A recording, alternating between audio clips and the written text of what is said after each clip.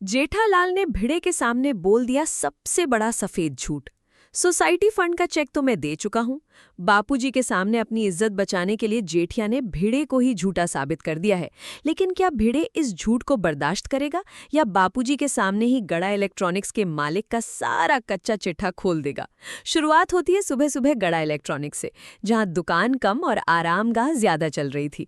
अपने नट्टू काका और बाघा बाबू दुकान में ऐसे चाय की चुस्कियां ले रहे थे जैसे किसी 5 स्टार होटल में छुट्टियां मनाने आए हों।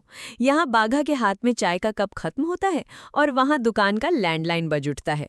नट्टू काका अपने चिर परिचित अंदाज में कहते, तू तेरा फोन उठा बाघा, तब तक मैं अपनी चाय पी लेता हूँ। बाघा जैसे ही फोन उठाता है, दूसरी तरफ से साक्षात जेठालाल का गुस्सा किसी मिसाइल की तरह फूट पड़ता है। जेठालाल चिल्लाते हुए कहता है, मैं कब से फोन कर रहा हूँ, तुम दोनों फोन क्यों नहीं उठा रहे? बाघा बड़ी ही मासूमियत से कहता है कि वो लोग चाय पी रहे थे और मोबाइल चार्जिंग पर लगा था। बस यहीं से जेठालाल के अंदर का मई जाग उठता है। वो डांटते हुए कहता है कि तुम लोग घर से फोन चार्ज करके क्यों नहीं आते? क्या मेरे दुकान की बिजली का बिल बढ़ाना चाहते हो? घर की बिजली बचा रहे हो क्या? लेकिन दोस्तों, बाघा का दिमाग कभी कभी एल्बर्ट आइंस्टाइन से भी तेज चलता है। बाघा पलटकर ऐसा जवाब देता है कि जेठालाल की बोलती ही बंद हो जाती है। बाघा कहता है, सेठ जी, हम घर पर फोन चार्जिंग पर लगाते तो हैं, बस स्विच ऑन करना भूल जाते हैं। और अगर आपको लग रहा है कि हमारे फोन चार्ज करने से आपका बिल बढ़ रहा है, तो जितनी बिजली खर्च होती है आप उतने पैसे हमारी पगार में से काट लेना। अब नट्टू काका घबरा जाते हैं कि भाई पगार तो बढ़ नहीं रही, ऊपर से ये काटने की बात कर रहा है। बाघा तुरंत यू टर्न लेता है और फोन पर कहता है, सेठ जी, पैसे काटना जरूर, लेकिन जब हमारी पगार बढ़ जाए उसके बाद काटना। कॉर्पोरेट जगत में बॉस की ऐसी बेइज्जती शायद ही कभी किसी ने की होगी। खैर, जेठालाल मुद्दे पर आता है। उसे बाघा और नट्टू काका से कोई फालतू बात नहीं करनी थी। असल में जेठालाल ने कुछ दिन पहले एक गौशाला में डोनेशन का चेक दिया था। उसे उस रजिस्टर की फोटो चाहिए थी, क्योंकि उसे बापूजी की अदालत में सबूत पेश करना था। बापूजी को लग रहा था कि जेठालाल हमेशा की तरह काम भूल गया है। जेठालाल फोन पर नट्टू काका से कहता है कि मुझे अभी के अभी उस पन्ने की फोटो खींचकर भेजो। लेकिन किस्मत को तो कुछ और ही मंजूर था। जैसे ही बाघा रजिस्टर खोलकर फोटो खींचने जाता है, छपाक, पूरी की पूरी चाय उस रजिस्टर पर गिर जाती है। जेठालाल फोन पर चीखता है कि चाय छोड़, मुझे बस मेरा नाम पढ़कर सुना दे। लेकिन बाघा कहता है, सेठ जी, नट्टू काका उस पन्ने को साफ कर रहे थे और पन्ना ही फट गया। लीजिए, हो गया सत्यानाश। जो इकलौता सबूत था वो चाय में धुलकर कूड़ेदान में चला गया।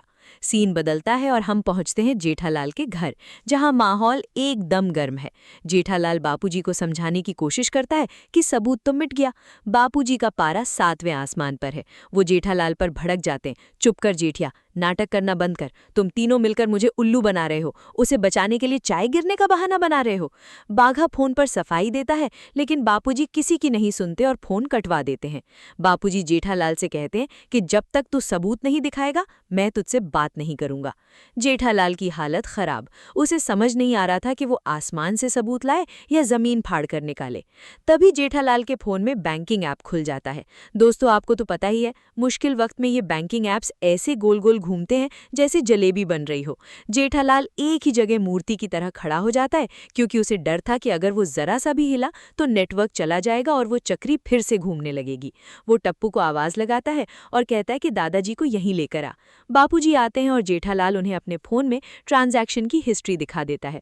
बापूजी सबूत देखकर शांत हो जाते हैं। लेकिन असली मैजिक शो तो अभी बाकी था। जेठालाल आज पूरी तैयारी के साथ आया था। उसने अपने अंदर के रजनीकांत को जगा लिया था। जेठालाल कहता है, बापूजी, लोगों ने अफवाह फैला रखी है कि मैं भूल जाता हूँ। इसके बाद जेठालाल कहीं से 2 नई धोतियां निकालकर लाता है जो बापूजी ने मंगवाई थी। बापूजी हैरान। फिर जेठालाल उन्हें चश्मे की दुकान से लाया हुआ उनका नया चश्मा भी थमा देता है। आज तो जेठालाल ने बापूजी के सारे काम बिना भूले पूरे कर दिए थे। बापूजी का दिल पिघल जाता है। वो भावुक होकर जेठालाल से माफी मांगते हैं और कहते हैं, जेठिया, आज के बाद मैं तेरी हर बात पर पूरा भरोसा करूंगा। जेठालाल खुशी से फूला नहीं समाता। दोनों के बीच प्यार और विश्वास का एक बहुत ही खूबसूरत पल बनता है। लेकिन दोस्तों, कहानी में ट्विस्ट ना हो तो मजा कैसा? यहाँ जेठालाल और बापूजी का विश्वास हिमालय की चोटी को छू रहा था और दूसरी तरफ कोई अपने घर में जेठालाल का यही विश्वास तोड़ने के लिए हथियार घिस रहा था। और वो था अपना भिंडी मास्टर। सीन कटता है और हम देखते हैं कि भिड़े एकदम सज धज कर तैयार हो रहा था। वो ऐसे तैयार हो रहा था जैसे आज वो सीधे बॉर्डर पर सर्जिकल स्ट्राइक करने जाने वाला हो। माधवी उसकी इस हरकत पर चुटकी लेते हुए कहती है, क्या बात है, कहाँ की तैयारी है? भिड़े अपने उसी चिड़चिड़े अंदाज में कहता है, ये भिड़े आज जेठालाल से भिड़ने के लिए तैयार हुआ है। असल में भिड़े का दिमाग खराब हो चुका था। सोसाइटी के सारे लोगों ने रिपेयरिंग फंड का चेक दे दिया था सिवाय जेठालाल के, और भिड़े का उसूल है नियम सबके लिए बराबर है। माधवी उसे ठंडे दिमाग से काम लेने को कहती है, लेकिन भिड़े आज सिंघम वाले मूड में था। नहीं माधवी, आज तो मैं उससे चेक लेकर ही रहूंगा। भिड़े पैर पटकते हुए नीचे कंपाउंड में आता है। वहां उसे तारक मेहता, सोढ़ी और डॉक्टर हाथी मिल जाते हैं। सोढ़ी अपने पंजाब के जोक सुनाता है और मेहता साहब को छोड़ने की बात करता है, लेकिन भिड़े का चेहरा देखकर सबको समझ आ जाता है कि आज मास्टर जी का मेंटल स्टेट ठीक नहीं है। भिड़े उन तीनों को पकड़ता है और कहता है कि तुम सबको मेरे साथ जेठालाल के घर चलना पड़ेगा। भिड़े का गुस्सा फूट पड़ता है। वो मुझे रोज गोली दे रहा है, आज, कल, कल, आज। मैं क्या सोसाइटी का सेक्रेटरी हूं या उसका पर्सनल असिस्टेंट? डॉक्टर हाथी भी मानते हैं कि जेठालाल को टाइम पर चेक दे देना चाहिए था। तारक मेहता भिड़े को समझाते हैं कि भाई शांत हो जाओ, शाम तक रुक जाओ, मैं बात कर लूंगा। लेकिन भिड़े कहाँ मानने वाला था। वो कहता है कि मैं सीधे चाचा जी के पास जाऊंगा और जेठालाल की शिकायत करूंगा। लातों के भूत बातों से नहीं मानते। अब सोचिए दोस्तों, एक तरफ बापूजी जेठालाल की तारीफों के पुल बांध रहे हैं कि मेरा बेटा कभी कुछ नहीं भूलता, मुझे उस पर 100% भरोसा है, और दूसरी तरफ भिड़े हाथों में बम लेकर सीढ़ियां चढ़ने को तैयार है कि जेठालाल ने अभी तक चेक नहीं दिया। और फिर आता है वो महाक्लैश। बापूजी जेठालाल को शाबाशी देकर नीचे आते हैं और सामने से भिड़े और उसकी फौज आ जाती है। भिड़े अब फुल फॉर्म में है। वो जेठालाल की तरफ उंगली उठाकर कड़क आवाज में कहता है, जेठालाल, आज मैं तुमसे चेक लिए बगैर तुम्हें यहां से नहीं जाने दूंगा। बापूजी के सामने ये सुनकर जेठालाल के तो पैरों तले जमीन ही खिसक जाती है। जेठालाल घबराकर मन ही मन सोचता है, अरे बाप रे, अब बापूजी के सामने क्या बोलूं? अभी तो उन्होंने मुझ पर इतना भरोसा दिखाया है। अगर अभी उन्हें पता चला कि मैं चेक देना भूल गया हूं तो मेरा जो कचूमर बनेगा वो तो दुनिया देखेगी। और इसी इज्जत को बचाने के लिए बात को घुमाते हुए जेठालाल दुनिया का सबसे कॉन्फिडेंट लेकिन सबसे झूठा डायलॉग मारता है। वो भिड़े की आंखों में देखता है और सीना तान कर कहता है, चेक? अरे भिड़े, चेक तो मैं तुझे दे चुका हूं। धप्पा। ये सुनते ही भिड़े के दिमाग की नसें फटने वाली हो जाती हैं। तारक मेहता और सोढ़ी हैरान रह जाते हैं। बापूजी को लगता है कि उनका जेठिया सच बोल रहा है, लेकिन भिड़े जानता है कि ये एक नंबर का सफेद झूठ है। अब क्या होगा दोस्तों?